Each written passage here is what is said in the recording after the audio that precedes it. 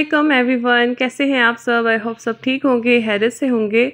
अल्हम्दुलिल्लाह आप सबकी दुआओं से मैं भी ठीक हूँ। और बहुत ज़्यादा लेट होगी व्लॉग अपलोड करने में, क्योंकि शादियों का सीज़न है। जैसे सबको पता है, वैसे तो मैं जाती नहीं, पर मेरे हस्बैंड के जो है ना फ्रेंड भी हैं और साथ कज़न भी है, तो फिर मुझे जाना पड़ा। और ऊपर से मतलब साथ ही मेरे हस्बैंड भी जो है ना वो आज 24 डेज़ के बाद घर आए हैं, तो फिर उनके साथ इतनी ज़्यादा बिज़ी हो गई थी। और आज जो है ना सुबह सुबह मतलब रात को वो पहुँचे और सुबह इस शादी स्टार्ट हो गई थी। तो यहाँ पे जो है ना हम लोग इस तरह से, हमारी एक रस्म है हम कश्मीरियों की, कि मतलब क्या था, बाकी कहीं भी हो, हम जो भी दूल्हा जिस घर से गुजरता है ना, तो वो कुछ ना कुछ ड्रिंक उसको प्रेजेंट करते हैं, फिर वो बदले में ना लाग देते हैं। तो यहाँ पे मेरे हस्बैंड गाना बांध रहे थे, क्योंकि रात को मेहंदी थी और मेरे हस्बैंड रात को 2 बजे घर पहुँचे हैं। और अभी उनको टाइम मिला तो साथ ही जो है ना गाना वगैरह भी बांध रहे थे। और हम लोग भी तैयार थे, तो कुछ जो है ना आप लोग के साथ शेयर नहीं कर सकी। और आप लोग भी कहेंगे कि हमारी बहन जो है ना हमें सस्पेंस में डाल के और फिर पता नहीं किधर चली गई, क्योंकि मैंने आप लोगों के साथ अपनी एक स्टोरी शेयर की थी। तो उसके साथ मुझे काफ़ी कमेंट्स आए हैं कि आप भी प्लीज़ अपनी पूरी स्टोरी शेयर करें कि आपके साथ क्या हुआ था और कैसे आप जो है ना इस चीज़ से बाहर निकली। तो इंशाल्लाह आगे भी मैं साथ साथ हम जा रहे हैं बारात में और साथ साथ मैं आप लोगों के साथ ना एक स्टोरी शेयर करती हूँ। तो देखें, जो भी तकलीफ़ हो, दुख हो, वो तो अल्लाह ताला की तरफ से होता है, ये तो सबसे पहली बात है। दूसरा ये कि हम किसी तकलीफ़ को जब अपने सर पे सवार कर लेते हैं ना, तो बंदा फिर ज़्यादा डिप्रेस्ड होता है, ज़्यादा इस चीज़ में जो है ना मुब्तला होता रहता है। तो मेरे साथ क्या हुआ और कैसे इस चीज़ से निकली, तो वो भी मैं आपको बताऊँगी। तो हुआ ये था कि जब मेरी बेटी पैदा हुई, उसके बाद ना जब वो 7 मंथ 8 मंथ की थी, और एक दिन ना मैं उसको सुला रही थी, तो मैं उसको ऐसे सुलाती थी ना कि बिल्कुल अंधेरे में सोती होती थी। तो उसको सुलाते सुलाते मैं भी सो गई, क्योंकि वो रात को बहुत लेट सोती थी ना, तो नींद ना पूरे होने की वजह से ना मैं फिर उसको सुला रही थी, तो मैं भी उसके साथ सो गई। और मेरे ना एकदम से कंधे भारी होना स्टार्ट हो गए, और मुझे ऐसे फील हुआ ना कि नींद की वजह से और जाग जाग के ना इस तरह से मेरी हालत हुई है। अच्छा, इस तरह से तकरीबन 1-2 हफ़्ते मेरे साथ होता रहा। और जैसे मैं उठती थी ना, मेरी आँखों में से आँखें मेरी रेड हो जाती थी, और ऐसे लगता था कि मैं किसी आग के पास खड़ी हूँ। इतनी शिद्दत की तकलीफ़ होती थी। तो आँखों से पानी स्टार्ट हो जाता था, और मुझे ऐसा लग रहा था ना कि ये डॉक्टर का मसला है। और ध्यान जाता था मेरा उस तरफ, पर मैं ज़्यादा अपने आप को इस तरफ लेके जा रही थी कि ये डॉक्टर का मसला है। फिर मैंने एंजाइटी, डिप्रेशन, इन सब की मेडिसिन्स ली, फिर भी कोई फ़र्क ना पड़ा। एक दफ़ा मैं सोई हुई थी ना, तो क्या हुआ कि मुझे ऐसा फ़ील हो रहा था ना कि कोई चीज़ मुझे ऐसे उठा के एक दफ़ा ऊपर लेकर आ रही है, एक दफ़ा बेड के नीचे लेके जा रही है, एक दफ़ा ऊपर, एक दफ़ा नीचे, और साथ ही ना उसने मुझे ज़ोर ज़ोर से पटकना शुरू कर दिया, और साथ ही मेरे हाथों पे उसके नेल्स के निशान और सब कुछ। तब मुझे फ़ील हुआ, बहन उठो और अपना कुछ इलाज करो, कोई रूहानी इलाज करो, डॉक्टर के पास जा जा के बस होगी। तो फ़िलहाल थोड़ी देर तो उसने मुझे उठने नहीं दिया ना, क्योंकि वो कंधे वगैरह इतना कुछ बारीक कर देते थे कि पता नहीं क्या हो जाता था, सुई जैसे कील चुभते हैं, इस तरह की तकलीफ़ स्टार्ट हो जाती थी। तो मैं ना अब बाहर गई फ़ौरन, मैं अपनी जिठानी को दिखाया, मैंने कहा बाजी ये देखें कहाँ कहाँ निशान है। फिर उन्होंने देखे, कहते हैं ये तो हर जगह निशान है, और क्या हुआ है। मैंने कहा बाजी ऐसे ऐसे हुआ है मेरे साथ। तो कह रही हैं तो 1-2 हफ़्ते हो गए तुम्हारे साथ यही प्रॉब्लम है, तुम अपना इलाज शुरू करो। उन्होंने बहुत सपोर्ट किया, बहुत ज़्यादा ख्याल रखा। इवन कि मैं पड़ी रहती थी 3-3 4-4 घंटे, मुझे कोई होश नहीं थी। तो अल्लाह ताला बाजी को सेहत दें, बहुत ज़्यादा उन्होंने मेरी केयर की है इस दौरान। अच्छा, इंसान की ये वाली चीज़ें जो है ना वो याद रहती हैं हमेशा।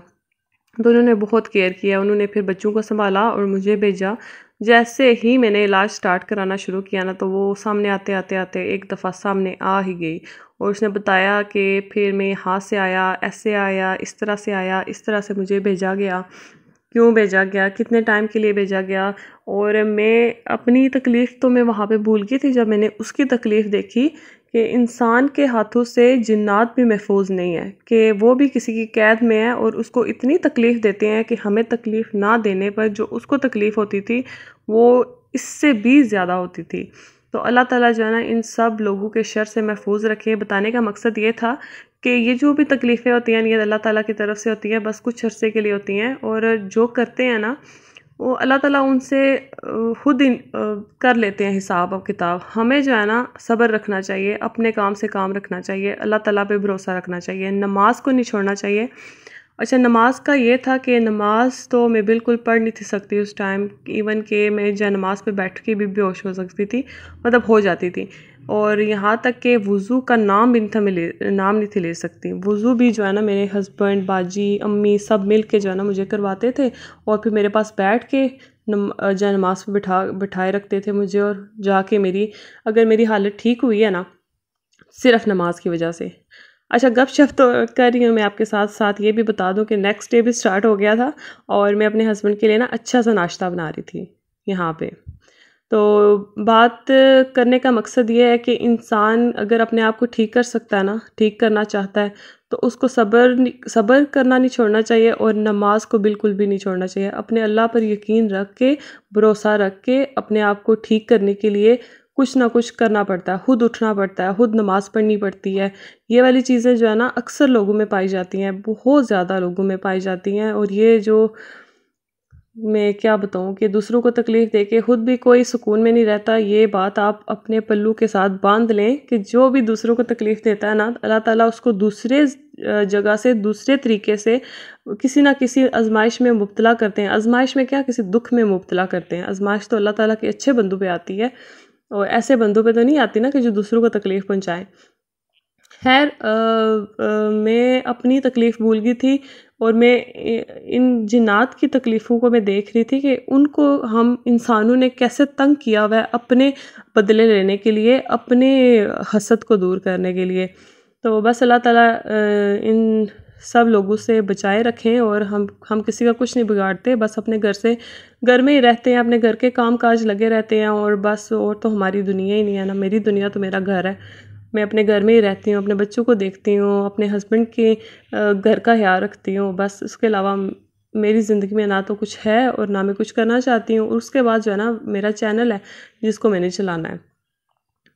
और अगर मैं ठीक हुई हूँ, यहाँ पे बहुत से लोग जो देख रहे होंगे, कोई नज़र बद में होगा, कोई इस तरह की तकलीफ़ में होगा, तो मैं उससे यही कहूँगी कि नमाज की पाबंदी करें, सुबह और शाम के अज़कार को जो है ना अपनी रूटीन बना लें।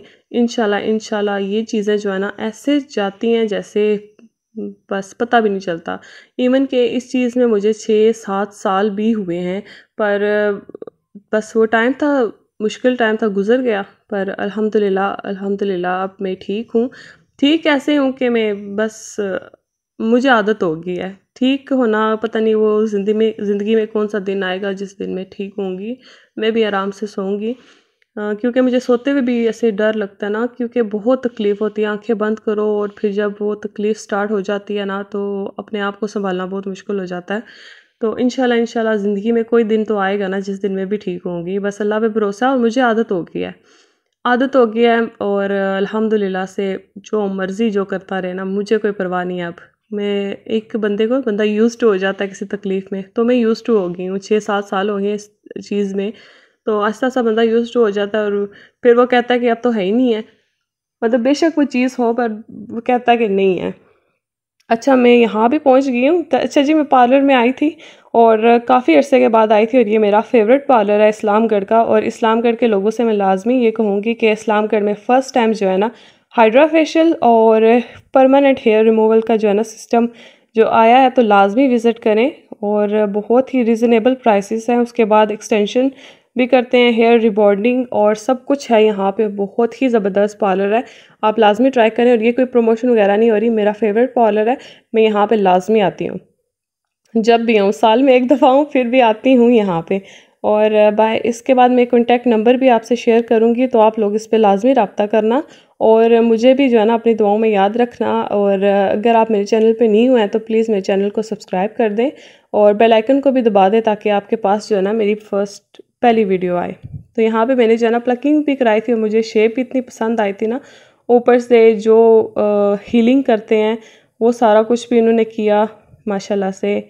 और लाजमी विज़िट करना अगर आप इस्लामगढ़ से हैं, क्योंकि ये इस्लामगढ़ में फ़र्स्ट टाइम ये सब कुछ सिस्टम जो है ना ओपन उसके बाद जो है ना आज वलीमा था, तो बस हम वलीमे पे आ गए थे और वलीमा खाने के बाद जो है ना हम यहाँ पे आए थे द वेफल्स पे, यहाँ पे ड्रिंक वगैरह पिया और बच्चों को थोड़ा सा घुमाया वगैरह, और बच्चों के साथ ही जो है ना टाइम स्पेंड हो जाता है। रात आती है तो थोड़ा सा डर भी लगता है, पर डर क्या लगता है, मतलब थोड़ा सा खौफ तो आता है ना कि एक तकलीफ़ होगी। तकलीफ़ से कौन नहीं डरता, एक तकलीफ़ होने से डरता है। एक जो कंधे भारी हो जाते हैं, ऊपर से सर में दर्द, माइग्रेन मुझे इसी वजह से है। और मेरी कुछ बहनों ने कमेंट में पूछा था कि आप माइग्रेन में क्या करती हैं, तो मैं माइग्रेन में जो है ना कोई विक्स ले लेती हूँ, या कोई मसल पैन के लिए जो हम ट्यूब्स यूज़ करते हैं ना, वो मैं थोड़ी देर उस नर्व पे लगा देती हूँ, उस जगह लगा देती हूँ जहाँ पे दर्द स्टार्ट हो रहा होता है। तो थोड़ी देर सर को लपेट देती हूँ, या फिर हाथ जो है ना वो ठंडे पानी में भिगो के रखती हूँ। मेरा तो ज़्यादा मसला माइग्रेन का इसी वजह से होता है ना, और इसी वजह से मेरे कंधे भारी हो जाते हैं और फिर मेरे सर में दर्द स्टार्ट हो जाती है।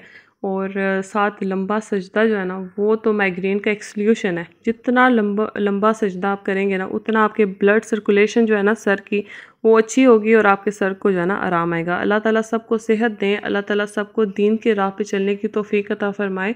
अल्लाह ताला जो है ना हसद की नज़र से बचाएं, और इन हसदीन को जो है ना अल्लाह ताला हिदायत दें कि जो भी अल्लाह ताला किसी को दे रहे हैं तो वो अल्लाह ताला ने उसके लिए लिखा हुआ है, उसकी किस्मत में लिखा हुआ है, इसलिए उसको मिल रहा है। तो हसद ना करें और ख़ुद को भी इस शर से बचाएं, क्योंकि क़यामत का दिन बहुत करीब है। इंशाल्लाह इंशाल्लाह दुआओं में याद रखिएगा, और अल्लाह हाफिज़।